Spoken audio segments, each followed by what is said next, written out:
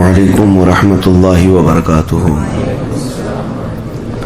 الحمد للہ الحنان المنان الذي خلق الانسان وعلمه البيان، والصلاة والسلام على رسوله سید الانس والجان وعلى آلہ واصحابہ ذوی الخیر والاحسان، اما بعد فاعوذ باللہ من الشیطان الرجیم، بسم اللہ الرحمن الرحیم۔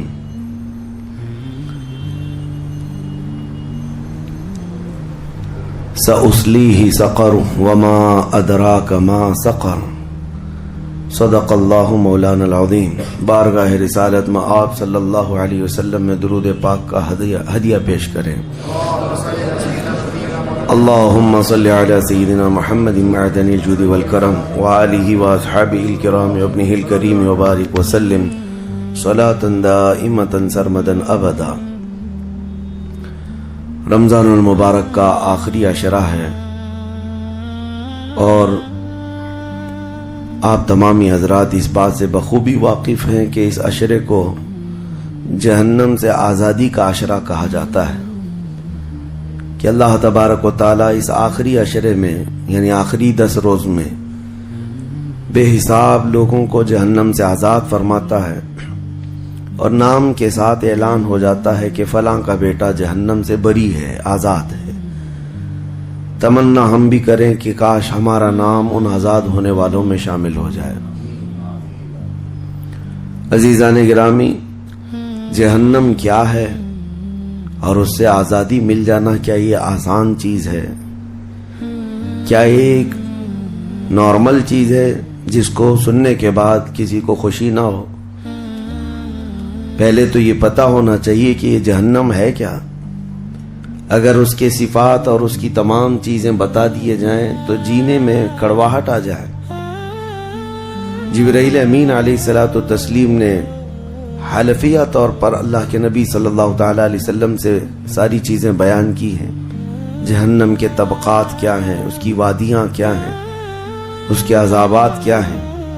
مصطفیٰ کریم صلی اللہ تعالی علیہ وسلم نے ارشاد فرمایا، جہنمیوں میں جو لوگ ہوں گے ان کا صرف ایک ڈاڑھ کا دانت جو ہے احد پہاڑ کے برابر ہوگا، اور ان کے بیٹھنے کی جگہ مکہ اور مدینے کے درمیان جو سپیس ہے تقریباً سمجھ لیں 450 کلومیٹر، ایک جہنمی کے بیٹھنے کی اتنی بڑی جگہ ہے۔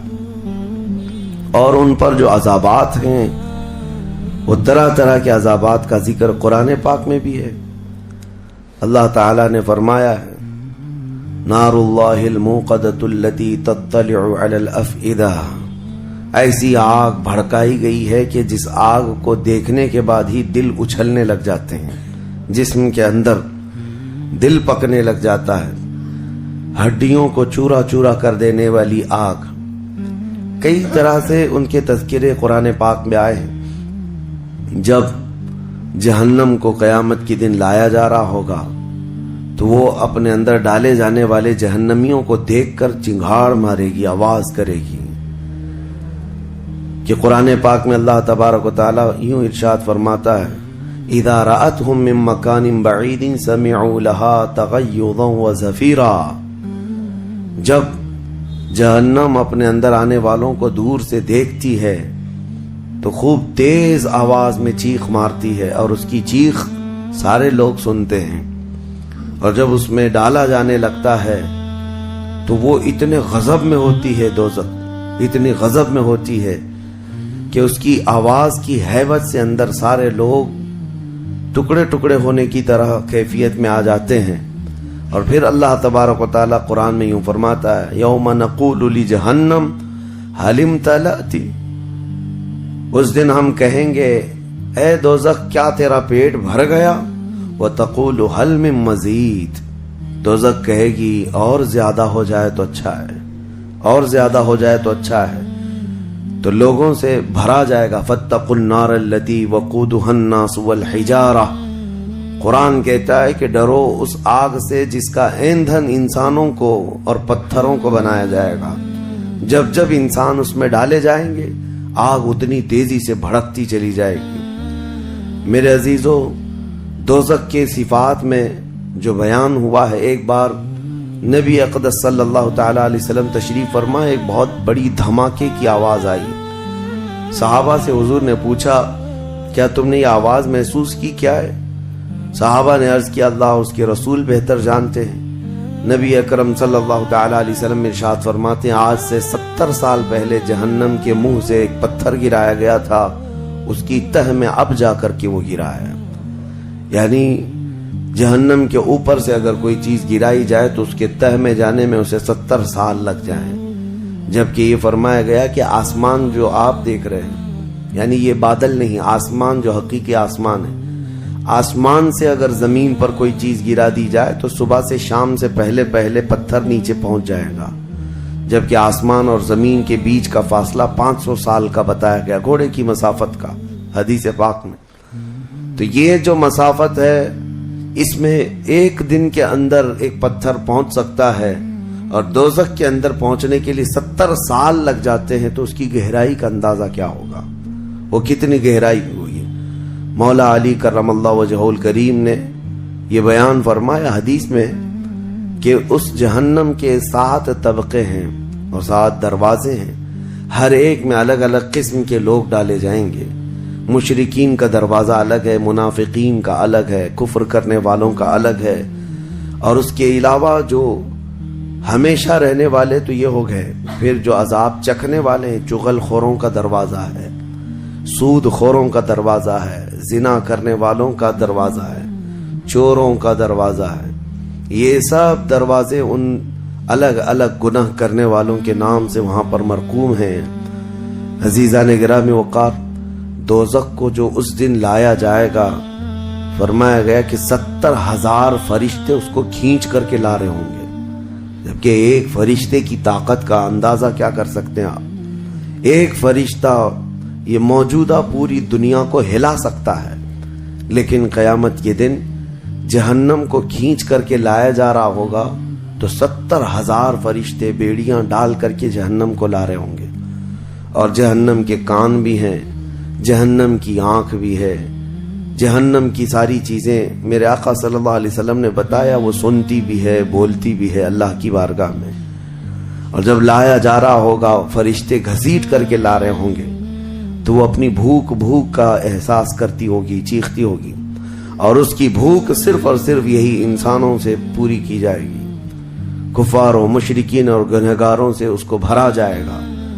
میرے عزیزو، نبی پاک صلی اللہ تعالی علیہ وسلم ارشاد فرماتے ہیں یہ تم جو دنیا میں آگ جلاتے ہو، یہ اس جہنم کی آگ کا 70واں حصہ ہے، یعنی 69 حصے، اور اس کو تپایا جائے تو جہنم کی آگ ہوگی۔ ہم دنیا کی آگ کو سہ نہیں پاتے، ہم دنیا کی آگ میں اپنی انگلی نہیں رکھ پاتے، لیکن جہنم کی آگ اس سے 70 گنا زیادہ بھڑکائی ہوئی ہے۔ 1000 سال تک اس آگ کو بھڑکایا گیا تو سرخ ہو گئی، لال ہو گئی، پھر حدیث پاک میں ہے دوبارہ اس آگ کو 1000 سال تک بھڑکایا گیا تو وہ آگ سفید ہو گئی، پھر 1000 سال تک اس آگ کو تپایا گیا تو وہ کالی ہو گئی۔ اب فرمایا گیا جہنم کی آگ صرف اور صرف کالی ہے، وہاں روشنی کا کوئی نام ہی نہیں ہے، وہاں کوئی روشنی کا نام نہیں ہے۔ دوزخ کی آگ کا اندازہ اس طرح بتایا گیا۔ جہنم میں ڈالے جانے والوں کی صفات سورہ واقعہ میں بھی موجود ہے۔ اللہ کریم نے فرمایا کہ جب وہ جائیں گے اصحاب الشمال ما اصحاب الشمال فی سموم و حمیم و ظل من یحموم لا بارد ولا کریم، جب ان کو ڈالا جائے گا، یہ بائیں جانب والے، کیا بائیں جانب والے تم کیا جانو، وہ ایسی خطرناک ہواؤں میں ہوں گے وہاں پر۔ اچھا، 3 طرح کا عذاب بتایا گیا ہے، ایک آگ کا عذاب، ایک دھوئیں کا عذاب، اور ایک ٹھنڈ کا عذاب بھی ہے۔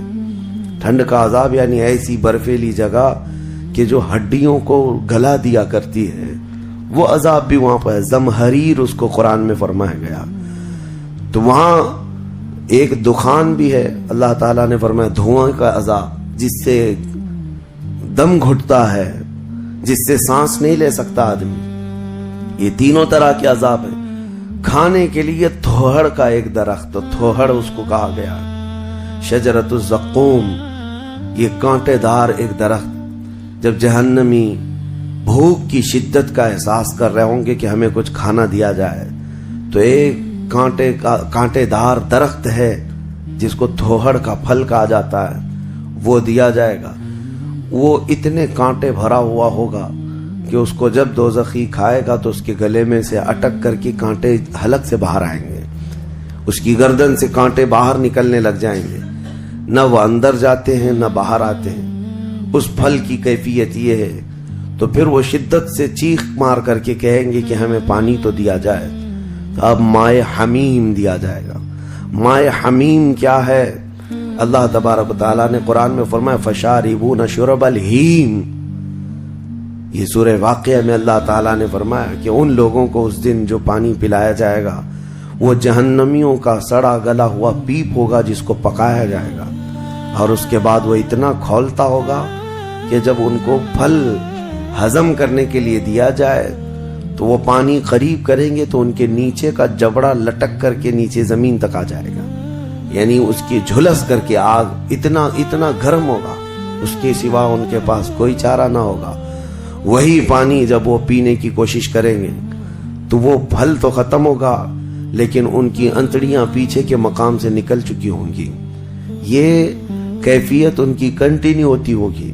آپ تو یہ سمجھ رہے ہوں گے کہ کتنا دردناک عذاب ہے، اس کے بعد تو موت ہے، لیکن حدیث پاک میں یہ بھی ہے کہ جب ان جہنمیوں کا یہ عذاب دیکھیں گے تو وہ اتنا چیخ کر کے داروغہ دوزخ حضرت مالک رحمۃ اللہ رضی اللہ تعالیٰ عنہ سے درخواست کریں گے۔ حضرت مالک علیہ السلام جو جہنم کے داروغہ ہیں، اس فرشتے سے یہ پکار کر کے کہیں گے کہ ہماری بات کرا رب تعالیٰ سے، ہمارا حساب کر دے، ہمارا یہاں خاتمہ ہو جائے، ہم یہ سہ نہیں پا رہے ہیں۔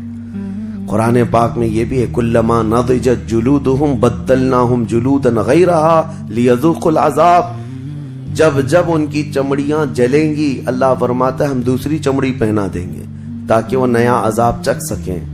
حضرت کعب احبار رضی اللہ تعالیٰ عنہ فرماتے ہیں 1 گھنٹے میں 70 بار چمڑی بدلی جائے گی، 1 منٹ سے بھی کم ٹائم میں ان کی چمڑی بار بار بدلی جائے گی تاکہ وہ نیا عذاب چکھ سکیں۔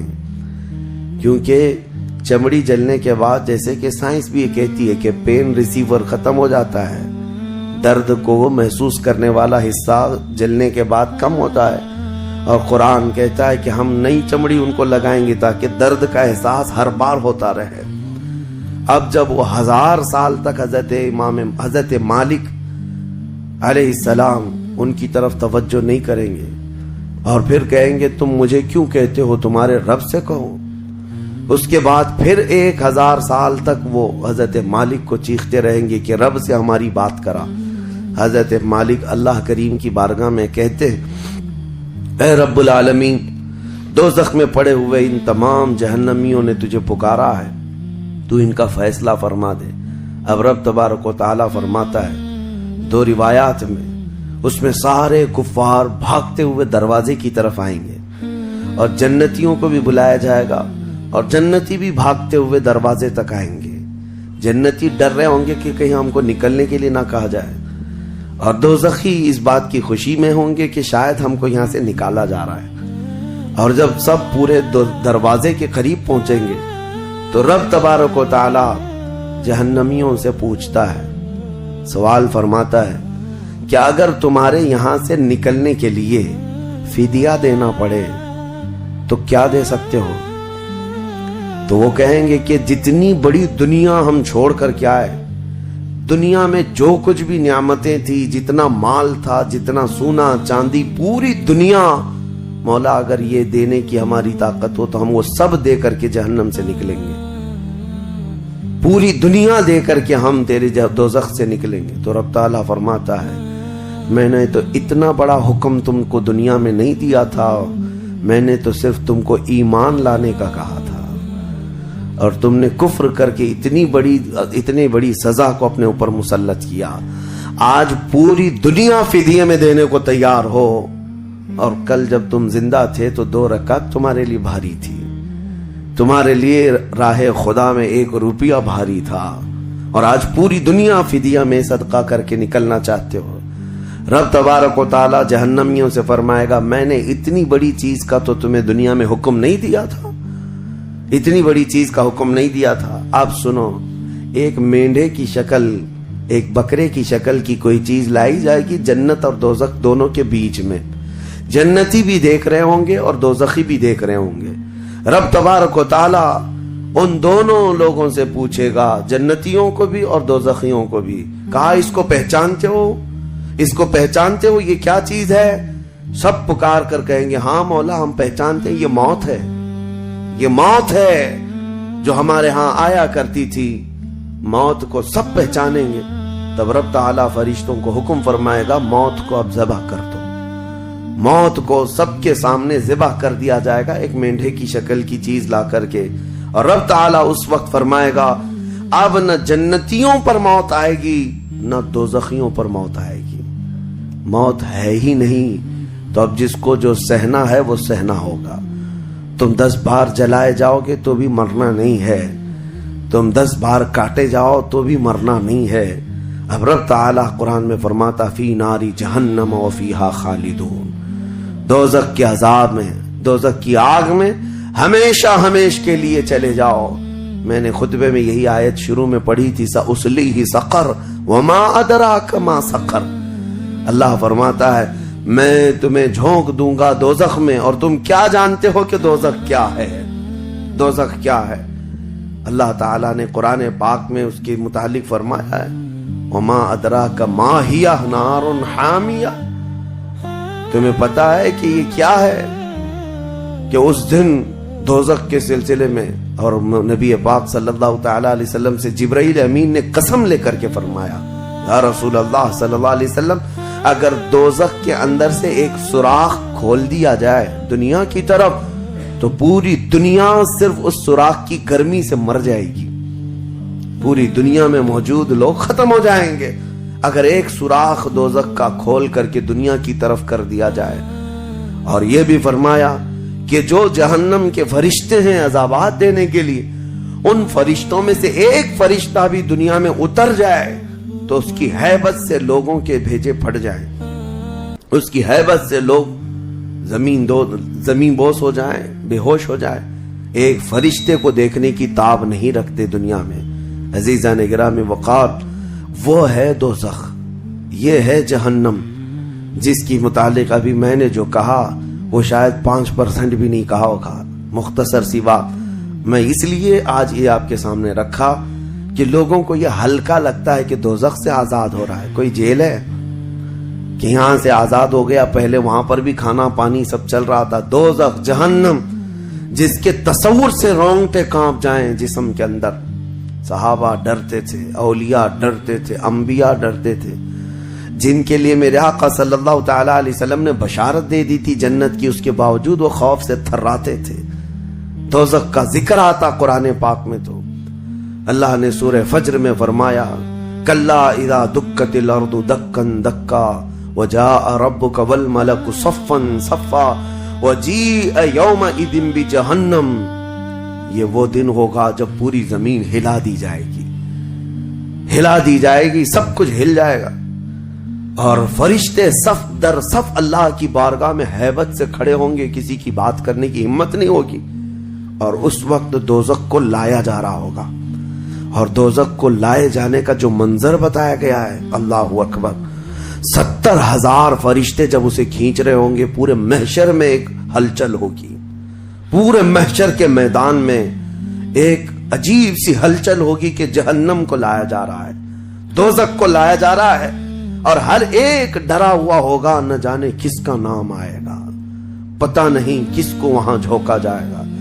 اور دوزخ کی زبان بھی ہے، وہ آگ اگل رہی ہوگی اور جہنمیوں کی طرف بہت تیزی سے دیکھ رہی ہوگی، یہاں تک کہ ایک حدیث میں یہ بھی ملتا ہے نبی اقدس صلی اللہ تعالی علیہ وسلم قیامت کے دن اس دوزخ کو دیکھ کر کے رو رہے ہوں گے، میرے آقا صلی اللہ تعالی علیہ وسلم، اے اللہ آخر اس دوزخ کو لایا گیا، کیا اس میں اب میری امت کو جھونکا جائے گا؟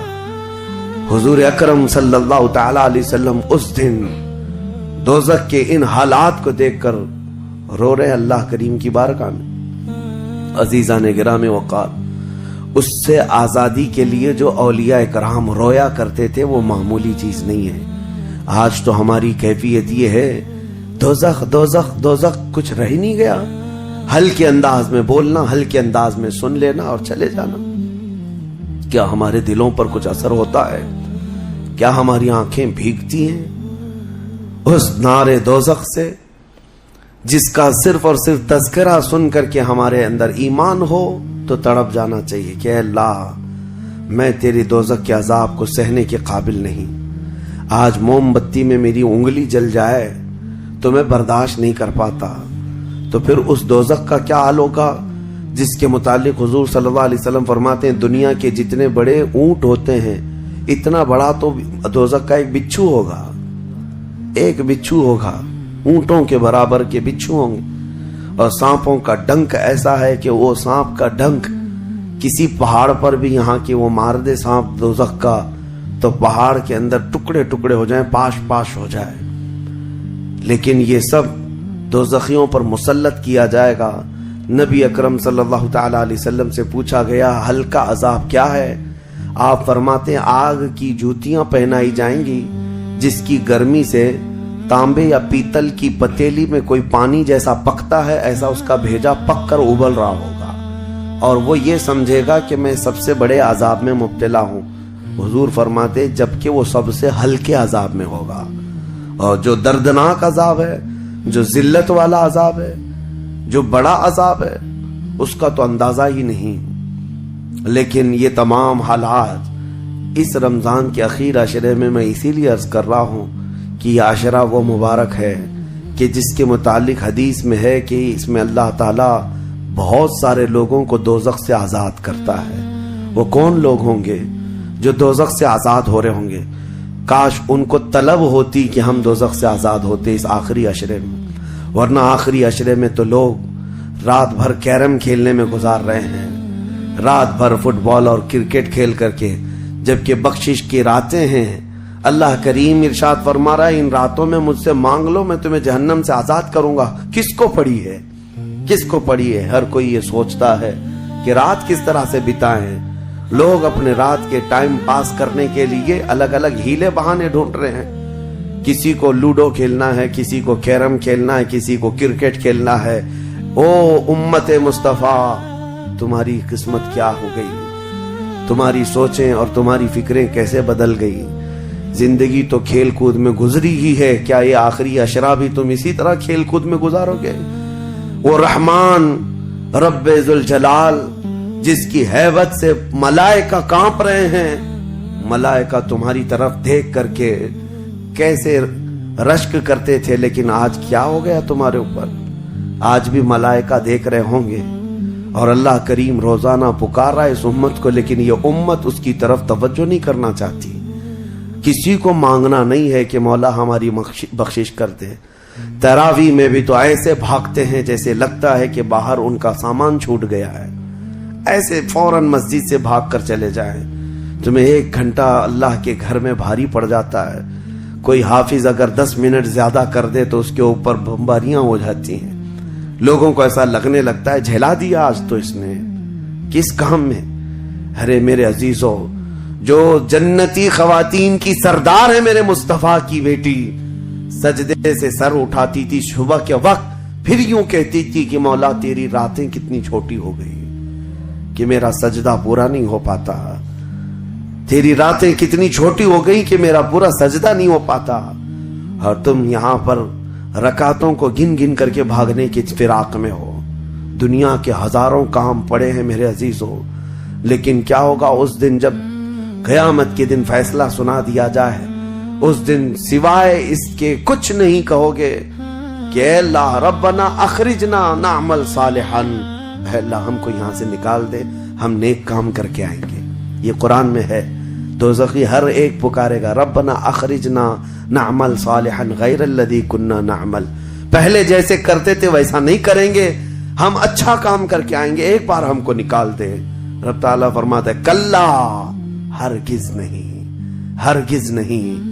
اللہ فرماتا ہے اب اس کے بعد کوئی موقع نہیں، اور جہنم کا دربان خود ان سے پوچھتا ہے अलम यातिकुम नज़ीर, क्या तुम्हारे पास कोई डर सुनाने वाला आया नहीं था? वो कहेंगे कालू बला, हाँ आया तो था, आया था, हमको दोज़ख के मुतालिक बताया था। फकज़्ज़बना व क़ुलना मा नज़्ज़लल्लाहु मिन शै, हमने तो झुठला दिया था, हमने तो कह दिया था कि अल्लाह की तरफ से क्या चीज आई है। सूरह मुल्क पढ़ो तबारक, उसमें भी अल्लाह ताला ने फरमाया इदा उल्कू मिनहा, यानी जब कभी उसमें डाले जाएंगे तेज चिंगार सुनेंगे और उनको ताने दिए जाएंगे जहन्नमियों को।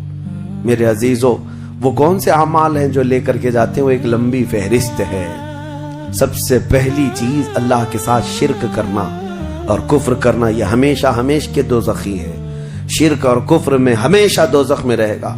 उसके अलावा जो गुनाह हैं अक्सर दोज़खी जो होंगे, सूरह मुदस्सिर की आयत में पढ़ता हूं 29वें पारे में, बहुत सारे जहन्नम में जो गए हैं, जो जहन्नमियों से पूछा जाएगा यतसाअलूना अनिल मुजरिमीन मा सलककुम फी सकर, दोज़खी दोज़ख से पूछ रहे होंगे एक दूसरे से कि तुम क्यों आए दोज़ख में, तुम क्यों आए? कहेंगे कालू लम नकु मिनल मुसल्ली, कहेंगे हम नमाज नहीं पढ़ते थे, हम नमाज नहीं पढ़ते थे इसलिए हमको दोज़ख में डाल दिया गया। वलम नकु नुतइमुल मिस्कीन, और हम मिस्कीन को खाना नहीं खिलाते थे, हम किसी मिस्कीन को खाना नहीं खिलाते थे, दोज़ख में लाए गए। वो कुन्ना नुकज़्ज़िबु बियौमिद्दीन, हम क़यामत के दिन का इनकार कर बैठे थे इसलिए दोज़ख में आए। अलग अलग कैटेगरी है जहन्नमियों की। मेरे अजीजों, बात तवील है लेकिन मैं सिर्फ इतना एहसास दिलाना चाहता हूं, जब तुम्हारे पास इतना हसीन मौका आ गया, खास कर दिया गया कि यह आशरा दोज़ख से आजादी का आशरा है, तो कैसे दौड़ना चाहिए, कैसे भागना चाहिए तलब में कि ऐ मौला, मेरा ये कमजोर जिस्म गुनाह आलूद जरूर है, नफ्स अम्मारा का शिकार जरूर है, लेकिन मौला तेरी वहदानियत का कायल है, तेरी रुबूबियत और तेरी अजमत के पुकार से ही मैं जिंदा रहा। आज मौला मेरी खताओं को दरगुजर कर दे। एक बार भी अगर तुम उसके सामने रोए तो जानते होगा क्या, क़यामत के दिन जब दोज़ख की आग भड़क करके उम्मत मुस्तफ़ा की तरफ आ रही होगी, मेरे आका फरमाते हैं उम्मती दौड़ दौड़ कर कह रहे होंगे हम नमाजी थे, कोई कह रहा होगा हम हाजी थे, कोई कह रहा होगा हम खैरात करने वालों में से थे। जहन्नम की आग रुकती नहीं है, तेज बढ़ती चली जाती है। जिब्राइल अमीन अलैहिस्सलाम एक प्याला पानी का लाकर हुजूर की बारगाह में देते हैं, अर्ज करते हैं या रसूल अल्लाह, ये उस आग पर आप छिड़क दीजिए। नबी पाक सल्लल्लाहु तआला अलैहि वसल्लम उस प्याले पर जो पानी था उससे आग के ऊपर छिड़कते हैं तो आग ठंडी हो जाती है, काफी दूर चली जाती है, उम्मत बच जाती है। हुजूर पाक सल्लल्लाहु अलैहि वसल्लम उनसे पूछते हैं ऐ जिब्राइल ये कौन सा पानी है? जिब्राइल कहते हैं या रसूल अल्लाह, आपकी उम्मत के वो लोग जो तन्हाई में अपने रब को याद करके रोते थे, उनके आंसुओं का पानी मैंने जमा कर लिया था। अल्लाह करीम को बड़ा पसंद है वो आंखों से निकला हुआ कतरा, मैंने आपकी उम्मत के उन खशियत रब्बानी में रोने वालों के आंसुओं को जमा किया और आपकी बारगाह में आज पेश कर दिया। इसीलिए फरमाया गया कि खौफ खुदा से रोने वाली आंख को अल्लाह ताला दोज़ख में नहीं जलाता, दोज़ख में नहीं जलाता। एक आंसू का कतरा दोज़ख की आग को ठंडा करने के लिए काफी है। लेकिन जब दिल सख्त हो जाए तो कहां का आंसू, कौन से आंसू? जब दिल पत्थर की तरह हो जाए तो कौन से आंसू? हमको किस बात की पड़ी है? हाँ, अगर 4 रुपये गुम हो जाए तो आंखें रोने लग जाती हैं। देखो अभी अगर तुम्हारा मोबाइल, घड़ी, पर्स गुम हो जाए तो रोने लग जाओ, घर में किसी के साथ कुछ हो जाए तो रोने लग जाओ। दुनियावी चीजों में तो हमारा दिल लगा हुआ है, हमारी आंखें बहती भी हैं तो दुनिया के खोने पर रोना, दुनिया के जाने पर। हमारी औलाद भी दुनिया है, हमारी बीवी भी दुनिया है, हमारे माँ बाप, ये सारी दुनिया है जिनके गम में तो हम रो लेते हैं। लोगों, यहां तो हमने देखा है झूठी दोस्ती है, झूठी दोस्ती है। किसी दोस्त की दूरी पर ही पता नहीं कितने कितने दिन रोते हैं, जबकि वो दोस्त न तुम्हारी कब्र में बैठने को तैयार है, न हश्र में तुम्हारी शफाअत के लिए तैयार है। हम ऐसों के लिए तो रोते रह गए, लेकिन जो तुम्हारे लिए जान से ज्यादा करीब रसूल है, قیامت کے دن انا لہا پکار رہا ہو، اس رسول کے لیے ہم کب روئے تھے؟ اس رسول کے فراق میں ہم کہاں روئے؟ یہ ہم لوگوں میں سے تھوڑی نہ ہے، وہ الگ لوگ تھے جنہوں نے پکارا تھا تنم فرسودہ جاں پاراز ہجراں یا رسول اللہ، اے اللہ کے رسول آپ کی جدائی کے غم میں میرا تو جسم پھٹا جا رہا ہے۔ وہ الگ لوگ تھے، وہ الگ لوگ تھے۔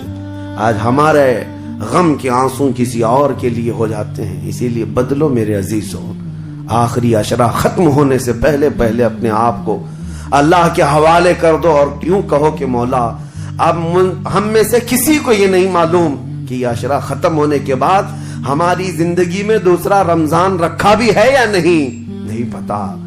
اس رمضان کا چاند ختم ہو جائے، شوال آتے ہی یہ ساعتیں ختم ہو جائیں گی آپ کی، اس کے بعد ایک جمعہ بچ گیا آپ کے پاس، آخری جمعہ، یہ ایک ہفتہ رہ گیا، اور اس کے بعد رمضان ختم ہوگا، اور کوئی گارنٹی نہیں ہے اگلا رمضان تم دیکھو گے۔ پچھلے رمضان جنہوں نے میرے سے مصافحہ کیا تھا، جو میرے ساتھ بیٹھے تھے، آج وہ قبرستان میں ہیں، میں جانتا ہوں، میں جنازہ اٹھایا ہوں، میں نے جنازہ پڑھا ہے، جو رمضان المبارک میں بالکل صحت مند تھے، لیکن اس رمضان تک ان کی زندگی نہیں رکھی گئی تھی، وہ جا چکے۔ لیکن میں کہتا ہوں جانا تو مجھے بھی ہے، جانا تو آپ کو بھی ہے۔ ہم میں سے یہ نہیں معلوم کہ آخری رمضان کو ہم قدر کے ساتھ گزاریں یا اسی طرح بے قدری میں گزارتے ہیں۔ میں بچوں سے کہتا ہوں یہ پلان کرنا، یہ منصوبے کرنا چھوڑ دو۔ آج کی رات کتنی گپیں لگائیں گے، آج کی رات کتنا کھیلیں گے، آج کی رات ٹائم کیسے بتائیں گے۔ میرے عزیزو، آج کی رات سوچو یہ کہ میرے مولا کو کیسے مناؤں گا۔ ہر رات یہ سوچو کہ میرے رب کو آج کیسے میں مناؤں، وہ کن الفاظ سے مانتا ہے، وہ کن باتوں سے رب تبارک و تعالیٰ خوش ہوتا ہے۔ اس تمنا اور اس فراق میں رہو۔ بہرحال اللہ کریم کی بارگاہ میں یہی دعا کرتا ہوں کہ مولا ہم اگرچہ تیری جنت میں جانے کے قابل نہیں، لیکن مولا تیری دوزخ کا عذاب سہنے کے بھی قابل نہیں۔ بس مولا بات اتنی سی ہے، تو اگر فضل کر دے تو ہم گنہگار بھی تیری جنت میں داخل ہو جائیں گے۔ الہی لست للفردوس اہلا ولا اقوى على نار الجحیم فاغفر ذنوبی بفضل جودک یا اللہ، فاغفر ذنوبی بفضل جودک یا اللہ، وآخر دعوانا الحمد للہ رب العالمین۔